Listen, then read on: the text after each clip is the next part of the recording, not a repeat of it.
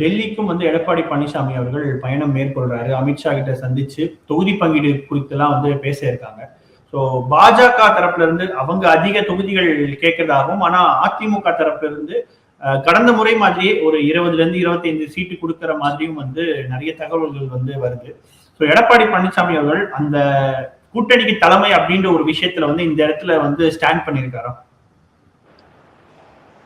எடப்பாடி இன்னைக்கு சுயமாக முடிவெடுக்கக்கூடிய நிலைமையில இல்லை.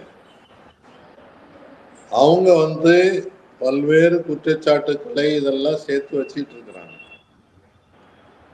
இப்போ எடப்பாடி உள்துறை அமைச்சர் அமித்ஷா வந்தபோது அவரை போய் சந்திக்க போகல. உள்துறை அமைச்சர் அவர் பேட்டியின் போது தேசிய ஜனநாயக கூட்டணி வெற்றி பெறும் அப்படின்னு சொல்றாரு.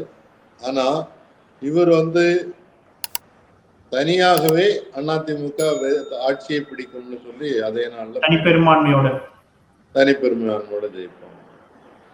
ஆனா பாரதிய ஜனதா கட்சி இப்ப திருப்பி என்ன சொல்லிட்டு இருக்காங்கன்னா, இல்ல எங்களுக்கும் அதிகாரத்துல பங்கு உண்டு, எங்களுடைய கூட்டணி தான் மேலிடத்தினுடைய பவர்ல தான் இவங்க இன்னைக்கு இருக்காங்க அப்படின்றத சொல்றாங்க. இப்போது புதிய அறிமுகம் ஆச்சி ஹோட்டல் சாம்பார் 50 கிராம் ரூபாய் 20 மட்டுமே.